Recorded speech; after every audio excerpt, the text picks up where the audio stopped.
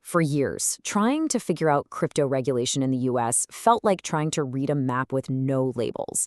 I mean, developers, investors, pretty much everyone was just operating in this fog of uncertainty. Well, that's all changing. Let's dive into the SEC's new playbook, which is finally bringing some clarity to all the chaos.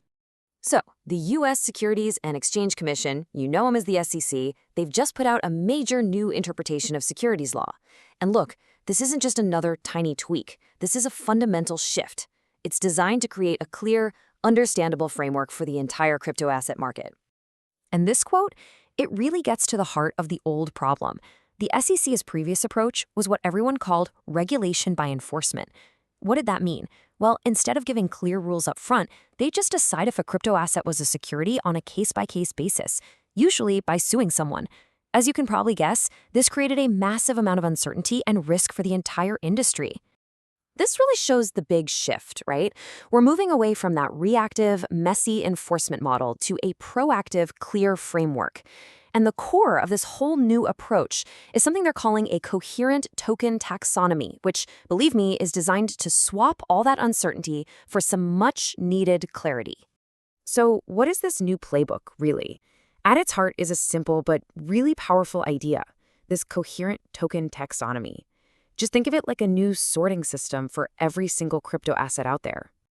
Yeah, the SEC has basically created 5 clearly labeled buckets. The whole idea is that any crypto asset can be analyzed and then dropped into one of these categories based on what it is and what it does. And this simple act of just sorting things is what brings the clarity that everyone has been asking for. And here they are, the 5 buckets. First up, you've got digital commodities. These are things whose value comes from the network itself and supply and demand. And nope, they are not securities. Next, digital collectibles. Think NFTs, digital art, in-game items, also not securities. Then you have digital tools, which are tokens that actually do something, like a ticket or a membership badge. Again, not securities. Fourth, certain stablecoins, as defined by the Genius Act, also not securities. And then finally, we have digital securities. These are pretty much just traditional financial instruments that have been put on a blockchain. And as the name kind of gives away, yes, these are securities. So, the most crucial point here is just look at that. Of the 5 new clear categories the SEC has laid out, only one, just one, is automatically classified as a security. I mean, this is a massive clarification. 4 out of the 5 main types of crypto assets are not considered securities under this brand new framework. Okay, but hold on, it gets a little more nuanced. What happens when one of those non-security assets is sold, with certain promises about its future value? This brings us to a really key concept they're calling the promise clause, and it's all about something called an investment contract. Right, this whole idea hinges on this very specific legal definition.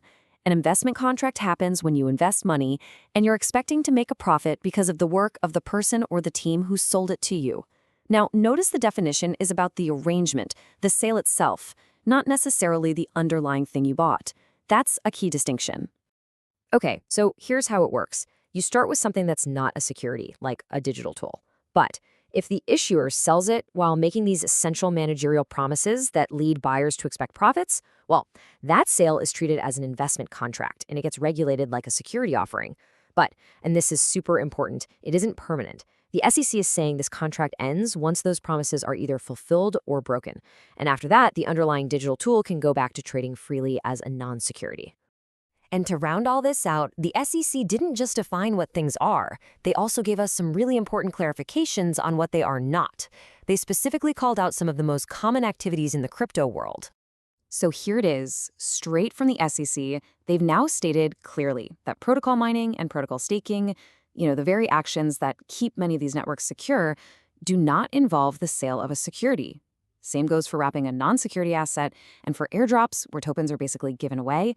They clarified that since there's no investment of money, that key test for a security sale just isn't met.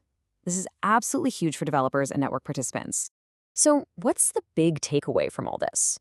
When you boil it all down, we've just witnessed a monumental shift. After years and years of confusion and this regulation by enforcement, the SEC has finally delivered a structured framework. It gives us a clear sorting system for assets and specific guidance on how they can be offered and sold. It's a real game changer. So this new interpretation is basically a much, much clearer map for the entire crypto industry to follow. The question now is, will this map actually guide us to a new era of innovation and growth right here in the United States? Or are there still some hidden regulatory dragons lurking just off the edge of the page? I guess only time will tell.